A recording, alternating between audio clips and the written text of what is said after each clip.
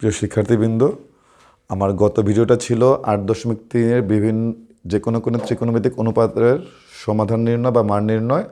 তো আজকে আমি তোমাদেরকে দেখাবো ওই একই অধ্যায়ের 13 নম্বর অঙ্কের সমাধান।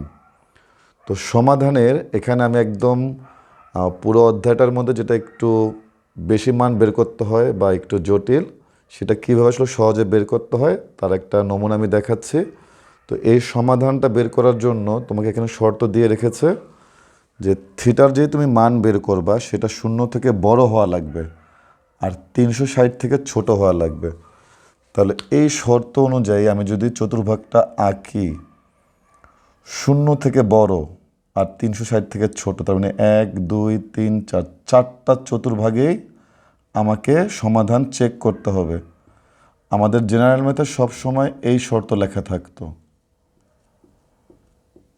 থিটার মান 0 থেকে বড় 90 ডিগ্রি থেকে ছোট, অর্থাৎ ওটা ছিল সূক্ষ্মকোণ। ওটা জেনারেল ম্যাথের জন্য প্রযোজ্য। কিন্তু হায়ার ম্যাথে জেনারেল ম্যাথে শুধু একটা চতুর্ভাগের ক্ষেত্রে যাচাই করতে হয়, কিন্তু হায়ার ম্যাথে চারটা চতুর্ভাগে যাচাই করতে হয়। তাহলে আমরা কিভাবে করব? আমরা জানি ত্রিকোণমিতিক অনুপাত সমাধানের জন্য সকল অনুপাতকে একটা নির্দিষ্ট অনুপাতে কনভার্ট করতে হয়। তাহলে আমরা এখানে দেখতে পাচ্ছি সাইনের উপরে স্কোয়ার আছে, আমরা এটাকে রূপান্তর করলাম। সাইন স্কোয়ার মানে হচ্ছে 1 - cos স্কোয়ার থিটা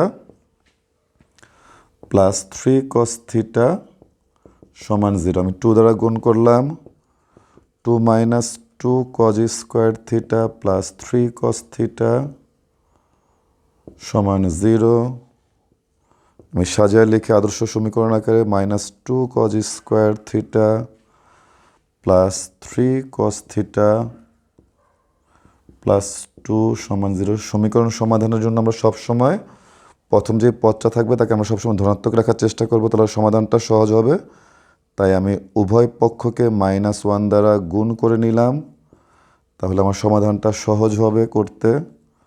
-2 সমান 0। সাইড নোট লিখে দিব, উভয় পক্ষকে আমি সংক্ষেপে লিখে দিলাম উপকে, মানে উভয় পক্ষকে -1 দ্বারা গুণ করে। সময় না থাকলে তুমি এটা স্কিপ করতে পারো। এখন মিডল টার্ম করব। মিডল টার্মের নিয়মটা কি? প্রথম সংখ্যার শেষ সংখ্যা গুণ করতে হবে, যেটা ক্লাস 8-এ ছিল। তারপর আমি দেখাচ্ছি, প্রথম সংখ্যা 2, শেষ সংখ্যা 2 গুণ করলাম, 2 আর 2 4। এটাকে যদি আমি ভাঙাই, 2 দোকানে 4, 2 অক্ষে 2। আমার এখানে 3 আছে, বানাতে হবে 3 বানাতে হবে এখানে।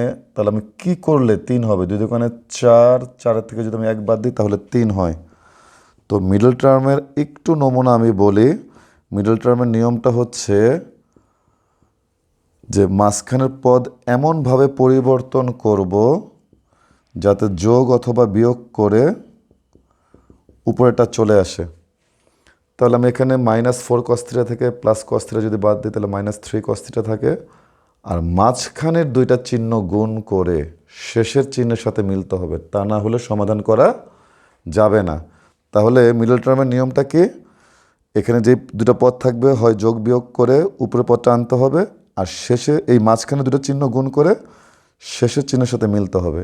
তাহলে আমি দেখতে পাচ্ছি মাইনাসে প্লাসে মাইনাস মিলে গেল। এখন আমরা কমন নিব, 2 cos থিটা কমন যায়, থাকে cos থিটা -2 প্লাস 1 কমন নিলে থাকে cos থিটা -2। তাহলে এই দুইটা যেহেতু সেম, তাহলে একটা কমন cos থিটা -2, বাহিরে থাকে 2 cos থিটা -1, 2 cos থিটা আর এখানে +1 সমান 0। যখন উৎপাদক বের হবে আর ডান দিকে 0 থাকবে তখন আমরা সেটাকে হয় এবং অথবা লিখতে পারবো। তাহলে আমি কি করলাম? প্রথমে এই ত্রিকোণমিতিক অনুপাতটা সমাধানের ক্ষেত্রে সবগুলোকে একই অনুপাতে কনভার্ট করে নিলাম। তারপরে সমাধান বের করার ক্ষেত্রে আমরা দেখলাম দুইটা উৎপাদক আসলো। এখন আমরা এই শর্ত অনুযায়ী মান বের করব। যেহেতু আমাদের বোর্ডে জায়গা কম, তাহলে আমি এটা মুছে তোমাদেরকে উপরে দেখাচ্ছি। আর তোমাদেরকে কারো কোনো বুঝতে সমস্যা আছে যে আমরা কীভাবে কমনটা নিলাম? যদি কারো কোনো প্রবলেম হয়ে থাকে আমাকে কমেন্টে লিখলে আমি সেটার অবশ্যই রিপ্লাই দিব। আমার কাছ থেকে তোমরা যে কোনো পরামর্শ বা উত্তর অবশ্যই পাবে। তাহলে আমি এই কিভাবে সমাধান হবে শেষের পার্টটা আমি দেখাচ্ছি। তাহলে আমি এটা মুছে দেই। সুতরাং হয় cos θ -2 সমান 0 বা cos θ সমান 2। আমাদের যে ত্রিকোণমিতিক চার্ট আছে সেখানে আমরা দেখতে পেয়েছি cos θ র সর্বোচ্চ মান হচ্ছে 1 আর সর্বনিম্ন মান হচ্ছে -1। যেহেতু এখানে সর্বোচ্চ মান 1, এখানে 2 চলে আসছে, তাহলে আমরা কি লিখব? কিন্তু ইহা গ্রহণযোগ্য নয়। কেন গ্রহণযোগ্য নয়? কারণ cos θ র মান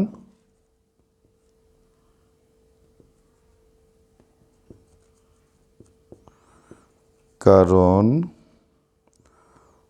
-1 less than or equal theta cos θ less than or equal 1। অর্থাৎ cos θ র মান -1-এর চেয়ে বড় হতে পারে অথবা সমান হতে পারে, এবং cos θ র মান +1-এর সমান অথবা ছোট হতে পারে। তার মানে এই মানটা গ্রহণযোগ্য নয়। তাহলে আমরা এই মানটা দেখতে চাই এখন, এটা কিভাবে গ্রহণযোগ্য হয় নাকি হয় না। তাহলে অথবা 2 cos θ +1 সমান 0, 2 cos θ সমান -1, cos θ সমান -half, cos θ সমান cos, মানে cos কত ডিগ্রির মান হাফ? cos 60 ডিগ্রির মান হাফ। স্যার আপনি ডিগ্রি লিখলেন না কেন? যেহেতু আমাকে প্রশ্নে এই শর্ত দেওয়া ছিল 0 লেস দেন θ লেস দেন 2π, পাই আকারে দেওয়া ছিল, তাই আমি পাই আকারেই করছি। তো যদি তোমাদের বুঝতে প্রবলেম হয় আমি বোঝার সুবিধার জন্য লিখে দিচ্ছি, 2π মানে হচ্ছে 360 ডিগ্রি, পাই মানে হচ্ছে 180 ডিগ্রি, 3π/2 মানে হচ্ছে 270 ডিগ্রি, π/2 মানে হচ্ছে 90 ডিগ্রি, π/3 মানে হচ্ছে 60 ডিগ্রি, π/4 মানে হচ্ছে 45 ডিগ্রি, π/6 মানে হচ্ছে 30 ডিগ্রি। তো যেহেতু আমার জানা আছে cos 60-র মান হচ্ছে হাফ, তাই এখান থেকে আমি cos 6টা ব্যবহার করেছি। কিন্তু আমার তো মান বের করতে হবে থিটার। যেহেতু এখানে আমি দেখতে পাচ্ছি চিহ্ন মাইনাস, তাহলে আমাদের যেই ছক ছিল, চতুর্ভাগ ছিল, আমরা এখানে দেখেছি 1 2 3 4। প্রথম কথা সবাই প্লাস, আর অল স্টুডেন্টস টেক কেমিস্ট্রি, এই ঘরে কেমিস্ট্রি মানে সি ছিল কস প্লাস। তাহলে এখানে যেহেতু মাইনাস চিহ্ন, আর আমি দেখতে পাচ্ছি চতুর্ভাগের মধ্যে 1 আর 4 হচ্ছে প্লাস, তাহলে প্লাস ঘরে মান নেওয়া যাবে না। যদি এখানে প্লাস চিহ্ন থাকে তাহলে আমি প্লাস ঘরে মান নিব, যদি মাইনাস থাকে তাহলে মাইনাস ঘরে মান নিব। তাহলে 2 নাম্বার ঘর আর 3 নাম্বার ঘরে কজ নাই, তাহলে আমাকে মান বের করতে হবে। এখানে যেহেতু মাইনাস আছে তাহলে আমি মাইনাস এই 2 নাম্বার ঘরে একবার বের করব, 3 নাম্বার ঘরে একবার বের করব। তো তুমি দুইভাবে লিখতে পারো, শর্ত অনুযায়ী cos θ দ্বিতীয় চতুর্ভাগের ঋণাত্মক, ওইভাবে লিখে করতে পারো। আমি সরাসরি দেখাচ্ছি, যদি তুমি মনে করো আমি দুইভাবে তোমাদেরকে দেখাবো, যার যেভাবে খুশি সে সেভাবে করবে। আমি আগে সরাসরি দেখাচ্ছি। কিভাবে সরাসরি? যেহেতু এখানে মাইনাস, আমি শুরুতেই বলেছিলাম যে দ্বিতীয় চতুর্ভাগে যাওয়ার জন্য ব্যবহার করতে হবে 180 মাইনাস, আর তৃতীয় চতুর্ভাগে যাওয়ার জন্য ব্যবহার করতে হবে 180 প্লাস। তাহলে cos θ সমান, এটা হচ্ছে দ্বিতীয় চতুর্ভাগ 180 মাইনাস থিটা। স্যার মাইনাস কোথায় গেল? এই cos 180 ডিগ্রি মাইনাস থিটা মানে মাইনাস π/3 মানে হচ্ছে মাইনাস cos π/3। এটার লেখার অর্থই হচ্ছে মাইনাস cos π/3। এটা হলো দ্বিতীয় চতুর্ভাগ। এবার তৃতীয় চতুর্ভাগে আমি কিভাবে আসবো? আমি শুরুতেই বলেছিলাম দ্বিতীয় চতুর্ভাগে, আমার আগের ভিডিওতে বলা ছিল দ্বিতীয় চতুর্ভাগে যেতে হবে 180 মাইনাস করে, আর তৃতীয় চতুর্ভাগে আসতে হবে 180 প্লাস করে। তো আমি যদি কমা দিয়ে লিখি তৃতীয় চতুর্ভাগে আসতে হবে 180 প্লাস করে। এখন আমরা লসাগু করি, একবারে করে দিলাম 3 অক্ষে 3, তার থেকে 1 বাদ 2π/3, আর এখানে 3 অক্ষে 3, তার সাথে 1 যোগ করলাম 4 cos 4π/3।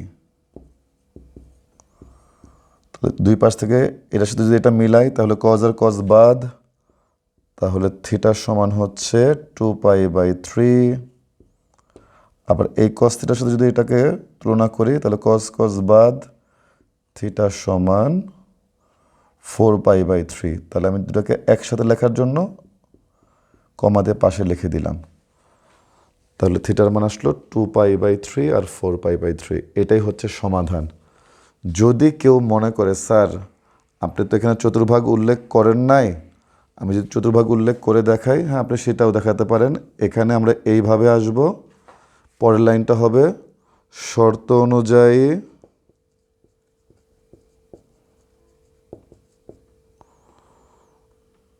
দ্বিতীয় চতুর্ভাগে cos থিটা ঋণাত্মক, সেহেতু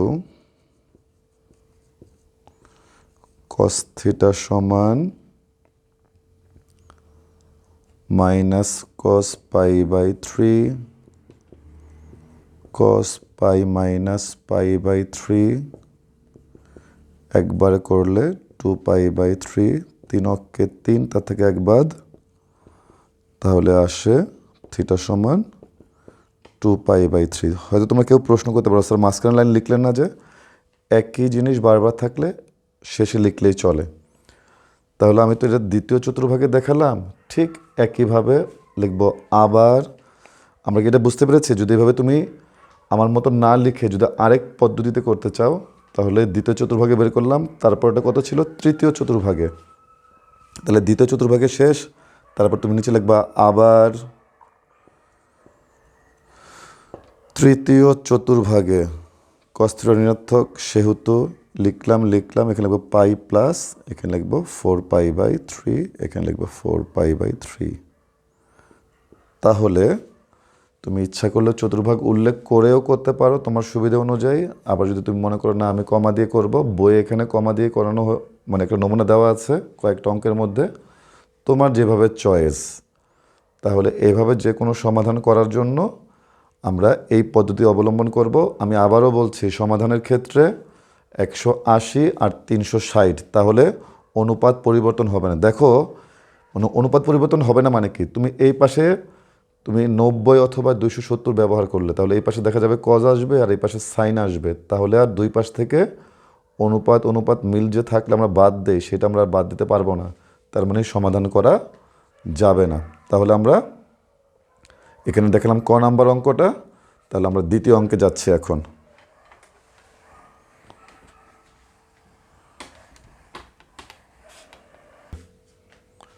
হ্যাঁ প্রিয় শিক্ষার্থী, আমরা তাহলে পরের অঙ্কে যাচ্ছি। আমি 13-র ঘ নাম্বার অঙ্কটা দেখাচ্ছি। এই অঙ্কটা অনেকবারই বোর্ডে আসছে। তাহলে এটা সমাধানের জন্য যেহেতু আমরা দুইটা অনুপাতের মধ্যেই বর্গ দেখতে পাচ্ছি, তাহলে যে কোনো একটাকে রূপান্তর করলেই চলবে। যদি বর্গ দেওয়া থাকে যে কোনো একটাকে, দুইটার মধ্যে বর্গ থাকলে যে কোনো একটাকে পরিবর্তন করবো। আমি কটকে চেঞ্জ করলাম, কটের সাথে 10-এর একটা সম্পর্ক আছে। কট মানে হচ্ছে 1/10 সমান টু। ও আচ্ছা, এখানে কিন্তু শর্তটা আগেরটাই দেওয়া ছিল, এই শর্তেই সমাধান করতে হবে। তাহলে আমি লসাগু করি। লসাগু করলে 10² থিটা, এখানে আসবে 10⁴ থিটা প্লাস 1 সমান 2। আমি যদি কোনাকুনি গুণ করি, প্লাস 1 সমান 2 10² থিটা। এখানে 4 কীভাবে আসলো? নিচে মনে মনে 1 আছে, 1 দ্বারা 10²কে ভাগ করলে 10², তার সাথে 10² গুণ করলে 10⁴। এবার আমরা পক্ষান্তর করে একদিকে নিয়ে আসলাম। এখন আমি মিডল টার্ম করতে পারি, অথবা আমি সূত্র অ্যাপ্লাই করতে পারি। আমি মিডল টার্ম না করে সূত্র অ্যাপ্লাই করলাম, a square minus 2ab plus b square. তুমি 1 স্কোয়ার করলে 1ই হবে, এই 3টা গুণ করলে 2 স্কোয়ার হবে। তুমি যদি মনে করো তোমার মিডল টার্ম করবা, তুমি মিডল টার্ম করতে পারবা, সেম এই একই রেজাল্ট আসবে। তাহলে এটা সূত্র কি, এ মাইনাস বি হোল স্কোয়ার সমান 0। আমি যদি স্কোয়ারটাকে ওই পাশে নিয়ে যাই তাহলে কি হবে, 10 স্কোয়ার মাইনাস 1। আমি যদি দুই পাশে বর্গমূল চিহ্ন দেই তাহলে স্কোয়ারের সাথে বর্গমূল কাটা চলে যাবে, আর শূন্যর বর্গমূল করলে শূন্য আসবে। তাহলে আমি সেটা আর দেখালাম না, যেহেতু তোমরা এসএসসি পরীক্ষার্থী। আর যদি মনে করো দেখানো লাগবে তাহলে তুমি স্কোয়ারটাকে এই পাশে নিয়ে আসবা, 0-র উপরে বর্গমূল চিহ্ন হবে, 0 বর্গমূল করলে 0-ই আসবে। এখন যদি আমি -1টাকে ওই পাশে নিয়ে যাই, +1 হয়ে যাবে, বা tan থিটা সমান ±√1। সুতরাং tan থিটা সমান ±1। স্যার আপনি ইচ্ছা করলে এই লাইন স্কিপ করতে পারেন, আমি বোঝানোর জন্য এই লাইনটা ব্যবহার করেছি। এখন প্রশ্ন হচ্ছে, স্যার আপনি যখন জেনারেল ম্যাথ বোঝাচ্ছিলেন তখন কিন্তু প্লাস মাইনাস চিহ্ন ব্যবহার করেন নাই, কিন্তু এখন কেন ব্যবহার করলেন স্যার?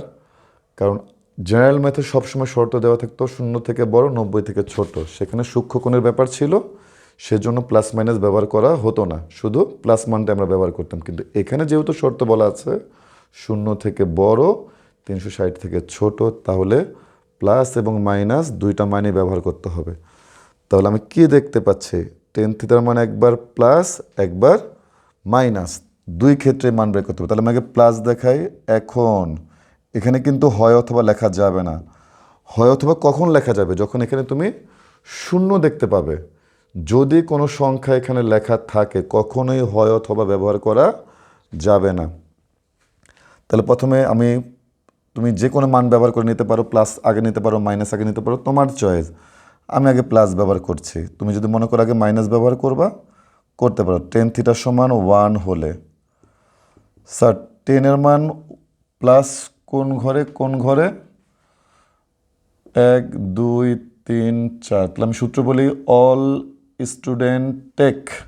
তাহলে 3 নাম্বার ঘরে হচ্ছে 10 প্লাস, আর 1 নাম্বার ঘরে তো সব সময় প্লাস, অল প্লাস। তাহলে 1 এবং 3। তাহলে আমি 1 নাম্বার ঘরে কিভাবে যাব? আমি শুরুতেই বলেছিলাম 1 নাম্বার ঘরে কোনো সূত্র প্রযোজ্য নয়, সরাসরি মান বের করব। tan 45 ডিগ্রি এর মান হচ্ছে 1। এই চলে গেল 1 নাম্বার ঘর। এবার 3 নাম্বার ঘর। 3 নাম্বার ঘরের জন্য আমরা কিভাবে আসব? স্যার শুরুতেই বলে দিয়েছিলাম দ্বিতীয় ঘরে 180 মাইনাস, আর তৃতীয় ঘরে হচ্ছে 180 প্লাস করে। তাহলে 10 180 প্লাস π/4। থিটা হচ্ছে কখনো π/3 হইতে পারে, কখনো π/4 হতে পারে, কখনো π/6 হইতে পারে। ওইটা হচ্ছে মান দেখে তোমাকে কাউন্ট করতে হবে। তাহলে লসাগু করি, কত হবে? 10 π/4, লসাগু করি 10 5π/4। তাহলে দুই পাশ থেকে যদি আমি 10 বাদ দিয়ে দিই, কম্পেয়ার করি, এটার সাথে এটা কম্পেয়ার করলে 10 বাদ, থিটা সমান π/4। আবার এটার সাথে এটা কম্পেয়ার করলে 10 কাটা, থিটা সমান 5π/4। তাহলে প্লাস থেকে আমি দুইটা মান বের করলাম। আমি আবারও বলছি, যদি আমি এখানে 180-র পরিবর্তে 270 বা 90 ব্যবহার করতাম, এখানে 10 আসতো, এখানে কট আসতো, তাহলে আর অনুপাত বাদ দেওয়া যেত না। তাহলে আমি প্লাস ব্যবহার করে মান বের করে ফেললাম। তোমরা নিশ্চয়ই এই সমাধানটা বুঝতে পেরেছো। এখন আমি মাইনাস ব্যবহার করে কিভাবে মান বের করতে হবে তার নমুনাটা দেখাই, তাহলে আশা করি তোমাদের সম্পূর্ণ ক্লিয়ার হয়ে যাবে কিভাবে এই সমাধানগুলো বের করতে হয়। আমাদের কিন্তু প্লাস মান ব্যবহার করে করেছে, এখন মাইনাস। আবার tan থিটা সমান -1 হলে, এখানে যা করেছি এখানে তাই করব। মাইনাসের সময় শুধু একটা লাইন বেশি, অর্থাৎ এই মানটা দেখাতে হয় 10π/4। মাইনাস মানটা আগে লিখে তার পরের ঘরে আমরা যাব। এখন আমরা দেখি 10-এর মান আমি প্লাস আর প্লাস লিখে রেখেছি এই 2 ঘরে, 1 আর 3, তাহলে -2 আর 4। তাহলে 2 নাম্বার ঘরের জন্য কীভাবে যেতে হয়? 180 মাইনাস থিটা, এটা হলো 2 নাম্বার ঘর। আর এই ঘরে মাইনাস, 10 এই ঘরে মাইনাস, 10 এই ঘরে মাইনাস। তাহলে 4 নাম্বার ঘরে কীভাবে যেতে হয়? 360 মাইনাস করে। আমি একদম শুরুতেই বলে দিয়েছি 4 নাম্বার ঘরে যেতে হবে 360 মাইনাস 2 মাইনাস π/4। তাহলে আমরা লসাগু করি, 4 অক্ষে 4, তার থেকে 1 বিয়োগ করলে 3π/4, 4 দোকানে 8, তার থেকে 1 বিয়োগ করলাম 7π/4। তুমি যদি মনে করো তোমার অনেক সময় আছে, তুমি লসাগু দেখাতে পারো, কিন্তু এত সময় হয়তো তুমি পাবা না। তোমাকে যেই টাইম বরাদ্দ দেওয়া হয়েছে সেই টাইমে কুলাবে না। তাহলে আমি লিখতে পারছি এটার সাথে এটা কম্পেয়ার করলে থিটা সমান 3π/4, এটার সাথে এটা কম্পেয়ার করলে 7π/4। তার মানে নির্ণেয় সমাধান কয়টা বের হলো আমার? নির্ণেয় সমাধান থিটা সমান π/4, 5π/4, 3π/4, 7π/4, অর্থাৎ 4টা মান বের হলো। আমাদের বইয়ে একটা অঙ্কের মধ্যে 5টা মান আছে, আর না হলে 4টা, কোনো সময় 3টা, কোনো সময় 2টা। আর যদি 90 ডিগ্রি শর্ত লেখা থাকে তাহলে একটা মান আসবে। আর যদি এই শর্ত লেখা থাকে তাহলে মিনিমাম আমরা 2টা মান অন্তত পাবো। তাহলে আমার মনে হয় কীভাবে এই অঙ্কগুলো সমাধান করতে হবে, প্লাস থাকলে কীভাবে সমাধান বের করতে হবে, আর মাইনাস থাকলে কীভাবে সমাধান বের করতে হবে, তার নমুনাটা আমরা দেখলাম। আবারও বলছি, সমাধানের ক্ষেত্রে 180 এবং 360 বিবেচ্য। 180 থেকে ঘড়ির কাঁটার দিকে গেলে মাইনাস, ঘড়ির কাঁটার বিপরীত দিকে আসলে প্লাস। তাহলে 180 মাইনাস হলে দ্বিতীয় চতুর্ভাগ, 180 প্লাস হলে তৃতীয় চতুর্ভাগ, আর 360 মাইনাস হইলে চতুর্থ চতুর্ভাগ, আর প্রথম চতুর্ভাগের সরাসরি মান বের করতে হবে। তো আজকের ভিডিও এই পর্যন্ত। যদি তোমাদের সামান্য পরিমাণ ভালো লাগে তাহলে আমি খুব উপকৃত হব এবং আনন্দিত হব। আসসালামু আলাইকুম।